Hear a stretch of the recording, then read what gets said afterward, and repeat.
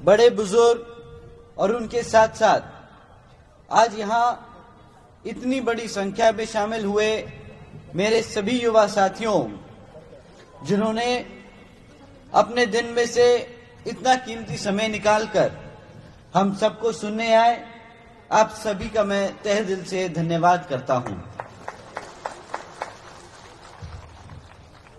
और आज इस विशाल चुनावी जनसभा को सफल बनाने के लिए हमारे बीएसपी के सभी पदाधिकारी एवं नेतागण और हमारी इस मूवमेंट की जान हमारे मेहनतकश कार्यकर्ताओं ने जो दिन रात एक कर इस चुनावी जनसभा को सफल बनाया, आप सभी का भी मैं तहे दिल से धन्यवाद करता हूं। साथियों, यहां आप लोगों के बीच में अपनी बात रखने से पहले मैं अपने सभी संतों, गुरुओं व महापुरुषों को, जिसमें खासकर महात्मा ज्योतिबा फूले, छत्रपति शाहू जी महाराज, नारायण गुरु, बाबा साहब डॉक्टर भीमराव अंबेडकर जी एवं मान्यवर साहब श्री कांशीराम जी को नमन करता हूं। साथ ही मैं बहुजन समाज पार्टी के राष्ट्रीय अध्यक्ष व उत्तर प्रदेश की 4 बार रही मुख्यमंत्री एवं पूर्व सांसद आदरणीय बहन जी के नाम से लोकप्रिय बहन कुमारी मायावती जी का भी पूरे तहे दिल से आभार प्रकट करता हूं। साथियों, जिन्होंने अपनी पूरी जिंदगी बामसेफ, DS4 व बीएसपी के जन्मदाता एवं संस्थापक मान्यवर साहब श्री कांशीराम जी के बताए हुए रास्ते पर चलकर परम पूज्य बाबा साहब डॉक्टर भीमराव अंबेडकर जी के मानवतावादी व आत्मसम्मान एवं स्वाभिमान के मूवमेंट के कारवा को अपने आजीवन त्याग, तपस्या व कड़े संघर्ष के जरिए एक नई राजनीतिक ऊर्जा दी है, शक्ति दी है व पहचान दी है तथा उत्तर प्रदेश जैसे विशाल व महत्वपूर्ण राज्य में 4 बार अपनी पार्टी की बीएसपी की नेतृत्व में सरकार बनाकर खासकर बहुजन समाज के लिए एक ऐसी मिसाल बन चुकी हैं, जिसे प्रेरणा लेकर करोड़ों लोग आज यहाँ दिल्ली में भी सामाजिक परिवर्तन व आर्थिक तरक्की के मिशनरी कार्य से जुड़ चुके हैं। इतना ही नहीं, बल्कि मैं खुद भी उनके इस नेतृत्व से प्रभावित होकर बीएसपी मूवमेंट से जुड़ा हूं और उनके पद चिन्हों पर चलकर इस मिशनरी दायित्व को, कर्तव्य को व फर्ज को अपनी आखिरी सांस तक निभाने की पूरी कोशिश करता रहूंगा। साथियों, अब मैं आप लोगों का ध्यान यहां विधानसभा आम चुनाव के ऊपर लाना चाहूंगा। पिछले 11 सालों से दिल्ली प्रदेश में आम आदमी पार्टी की सरकार चल रही है, परंतु आज भी दिल्ली की हालत वैसी ही है जैसे 11 साल पहले थी। आज भी दिल्ली की सड़कों में कोई सुधार नहीं आया। आज भी दिल्ली की हवा उतनी ही गंदी है, उतनी ही जहरीली है जितनी 11 साल पहले हुआ करती थी। आज भी दिल्ली में पीने के लिए आप लोगों को साफ पानी नहीं मिलता। आज भी दिल्ली की जनता के लिए कोई नई नौकरियां नहीं उपलब्ध कराई गई। साथियों, पर इस बारी आप लोग वोट डालने से पहले इनसे ये कुछ जरूरी मुद्दों पर सवाल जरूर करें। साथियों, आपका फर्ज बनता है, आपको बाबा साहब डॉक्टर भीमराव अंबेडकर जी की मेहनत से वोट डालने का अधिकार मिला है और इस वोट का अधिकार आपको सही मायने में तब इस्तेमाल करने के लिए आपको हर पार्टी से सवाल करना होगा। आज हम आपको बीएसपी के कामों के बारे में बताएंगे, परंतु उससे पहले आपका ध्यान ये 11 साल से चल रही आम आदमी पार्टी के कार्यों पे भी एक बारी को आपका ध्यान लाने की कोशिश करेंगे। साथियों,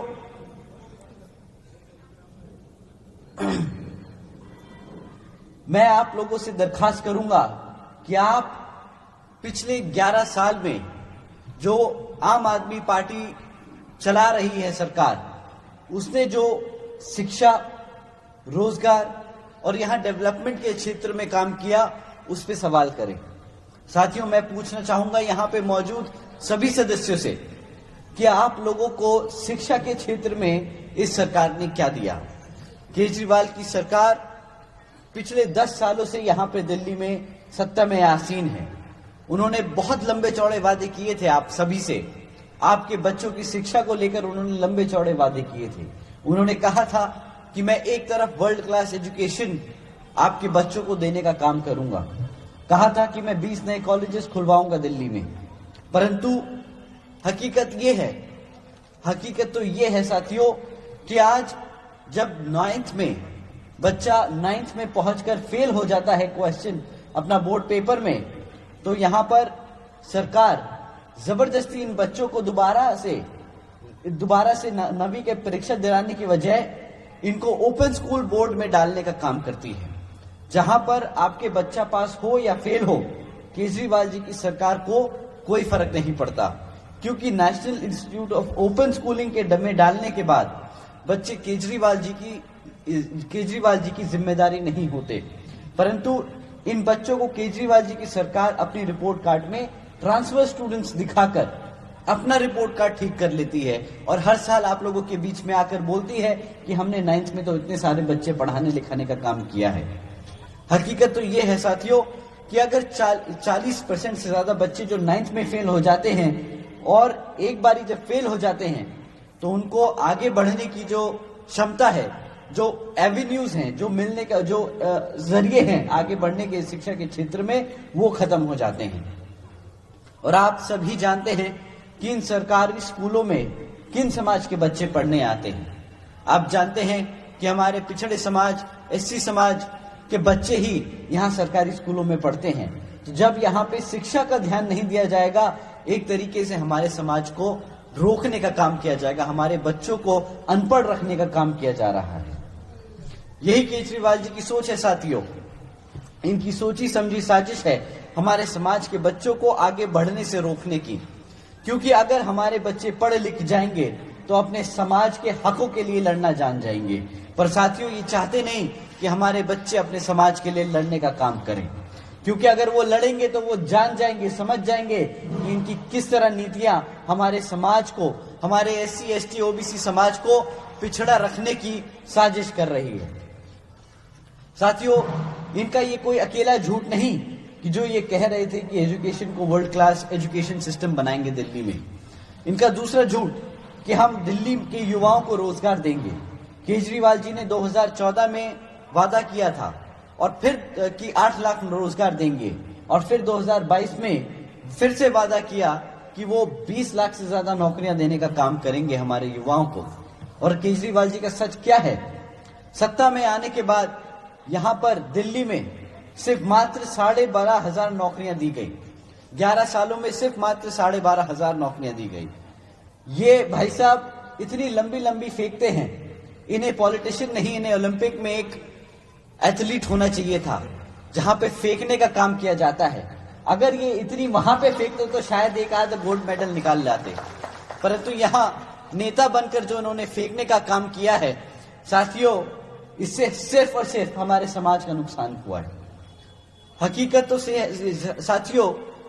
तो ये है कि दिल्ली सरकार में जो पहले सरकारी पक्की नौकरियां थी, उनको भी इन्होंने कच्ची नौकरियां करने का काम किया है। आज 40% से ज्यादा सरकारी नौकरियां कॉन्ट्रैक्चुअल जॉब्स बना दी गई हैं, क्योंकि कॉन्ट्रैक्चुअल जॉब्स के चलते हुए कॉन्ट्रैक्चुअल जॉब्स में रिजर्वेशन नहीं देना पड़ता, उनका अधिकार मारा जाता है।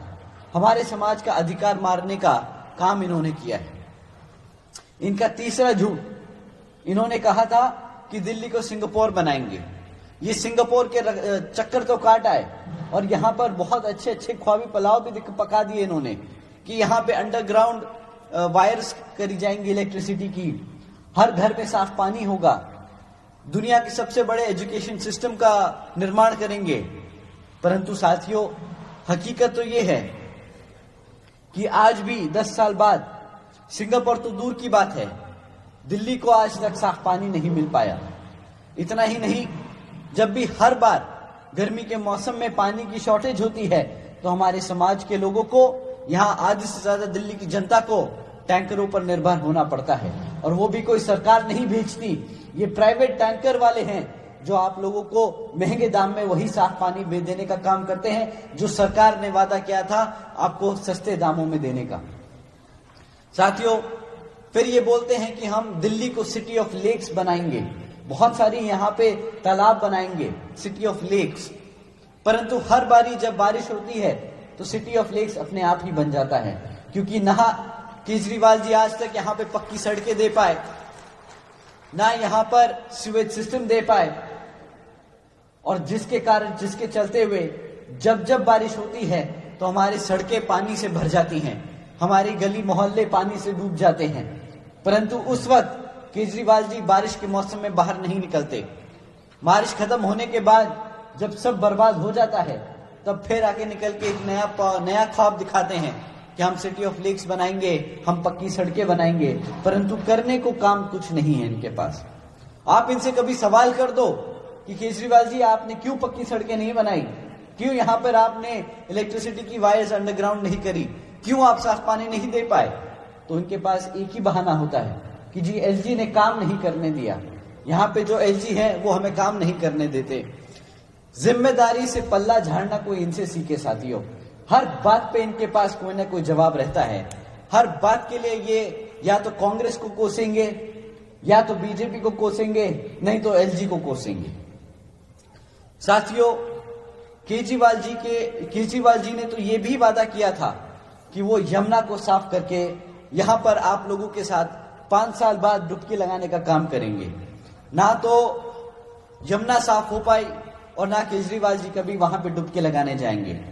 परंतु ये एक वादा जरूर करते आए, इन्हें बहुत अच्छा लगता है, अपने गर्व से बताते हैं कि भाई मैं तो केजरीवाल हूं, मैं तो IRS से रिटायर्ड ऑफिसर हूं, मैं एक चार्टर्ड अकाउंटेंट हूं, मुझे हिसाब किताब तो आता है, मैं दिल्ली को कभी भी घाटे में नहीं आने दूंगा, मैं दिल्ली की अर्थव्यवस्था को अच्छे से मैनेज करके रखूंगा, यहां पे मुफ्त बिजली दूंगा, मुफ्त पानी दूंगा, और उसको जस्टिफाई किया अपनी डिग्रियों से। परंतु आज केजरीवाल जी की हकीकत यह है कि 31 साल बाद, 31 सालों में पहली बार दिल्ली घाटे में जा रही है। और जब आप इनसे सवाल करेंगे कि दिल्ली घाटे में क्यों है, तो इनके पास फिर से कोई जवाब नहीं होगा। फिर से ये बोलेंगे कि एलजी ने हमें ये नहीं करने दिया, वो नहीं करने दिया, इस कारण हम रेवेन्यू नहीं जनरेट कर पाए। परंतु साथियों, ये आप सब जानते हैं कि जिम्मेदारी से पल्ला झाड़ने का काम वही लोग करते हैं जिनकी नियत नहीं होती काम करने की, जो काम करना नहीं चाहते। और साथियों, उन्होंने क्या वादा किया था? बच्चों को पढ़ाई लिखाई देंगे, युवाओं को रोजगार देंगे, यहाँ पे साफ पानी देंगे, पक्की सड़कें देंगे। आज एक भी काम पूरा नहीं किया। इन्होंने दिए तो सिर्फ बहाने पिछले 11 सालों में हमारी जनता को। साथियों, इन्होंने सिर्फ एक वादा पूरा किया, कहा कि मैं 200 यूनिट बिजली दूंगा, और वो 200 यूनिट बिजली दी मुफ्त में। परंतु आप जानते हैं उसकी कीमत आप लोगों ने क्या चुकाई? वो सिर्फ मात्र 200 यूनिट बिजली की कीमत 600 रुपए होती है। और मैं यहां जानता हूं कि सब हमारे बहुजन समाज, SC समाज, ST समाज, OBC समाज के सभी लोग इतने तो सक्षम हैं कि वो 600 रुपए की भीख नहीं मांगेंगे, अपने हकों के लिए लड़ना जरूर जानते हैं। परंतु दिल्ली ने धोखा खाया है, दिल्ली ने धोखा खाया। ये 200 यूनिट फ्री बिजली के नाते उनके की कीमत चुकाई उन्होंने ये 200 यूनिट की बिजली की कीमत चुकाई। ना शिक्षा लेने पे, अच्छी शिक्षा ना मिलने की कीमत है ये 200 यूनिट बिजली, ना साफ पानी मिलने की कीमत है ये 200 यूनिट बिजली, ना साफ हवा मिलने की कीमत हम चुका रहे हैं ये 200 यूनिट की बिजली। साथियों, ना साफ यमुना मिली हमें, ये है कीमत हमारी 200 यूनिट बिजली की। साथियों, इतना ही नहीं बल्कि इनकी सरकार के चलते हुए हमारे SC या OBC समाज को कोई ढंग का नेता भी नहीं मिल पाया जो हमारे हकों के लिए, हमारे अधिकारों के लिए वहां पे उनसे लड़ सके। साथियों, ये सिर्फ हमें इन्होंने सिर्फ एक ही चीज दी है, वो दी है करप्ट गवर्नमेंट। पिछले 1.5 सालों में आप सब ने देखा किस तरह गली मोहल्लों में स्कूल और अस्पताल नहीं खुले, पर शराब के ठेके जरूर खुले। हर गली मोहल्ले में शराब के ठेके खोले इन्होंने, और ज्यादातर शराब के ठेके किन के मोहल्लों में खुले, यहाँ पे बैठी जनता सब जानती है। हमारे SC ST OBC कमजोर वर्ग के समाज के घरों में, घर के बाहर इन्होंने शराब के ठेके खोले। हमारी महिलाएं जानती हैं कि कितना दुख और दर्द इससे हमें पहुंचता है। साथियों, और इसी की गलत काम नीतियों के चलते हुए इन्हें सरकार ने, कोर्ट ने इन्हें जेल में भी डालने का काम किया है। ये सब चक्कर लगा के आए हैं जेल के। अपने आप को आम आदमी बोलते हैं, आम आदमी ईमानदार पार्टी बोलते हैं। अगर इतने ही ईमानदार थे तो भैया जेल क्यों गए? इस्तीफा क्यों दिया? इस्तीफा क्यों दिया मुख्यमंत्री के पद से? घबरा गए क्या? डर गए थे क्या? वैसे तो मंचों से प्रेस कॉन्फ्रेंस करके दुनिया जहां के वादे ठोकते हैं। 2100 रुपए ले लो महिला सहयोग में, महिलाओं को मुफ्त में बस में घूमने का मौका देंगे, तीर्थ यात्रा कराएंगे, मुफ्त में बिजली देंगे, शिक्षा देंगे। ये दुनिया जहां के वादे तो किए, परंतु हकीकत क्या है? आज भी आप जहरीली हवा के बीच में रह रहे हैं। आज भी आपके बच्चे पढ़ लिख नहीं पा रहे। अगर आप अपने बच्चों की शिक्षा के लिए सवाल करेंगे तो इनके पास जवाब नहीं होगा। साथियों, ऐसे सरकार नहीं चलाई जाती। इन्होंने तो मौका भी मिला, इनको मौका मिला हमारे SC ST OBC समाज के लोगों को वो पद देने का और उन्हें काम करने देने का मौका मिला। जब ये लोग, इनका उप मुख्यमंत्री और मुख्यमंत्री दोनों जेल में थे, तो इन्हें नया मुख्यमंत्री उप मुख्यमंत्री नियुक्त करना था। इनके पास क्या पूरे 70-72 सीटों पे इन्हें एक MLA नहीं मिला SC ST का जो ये चीफ मिनिस्टर बना सके? आप ही बताइए, क्या आपको मिला दिल्ली का SC या ST OBC समाज से चीफ मिनिस्टर? हाथ उठा के बताइए, मिला कि नहीं मिला? नहीं मिला ना। ऐसा तो है नहीं कि आम आदमी पार्टी से कोई SC या ST या OBC समाज से नेता चुन के ना गया हो विधानसभा में। गए थे।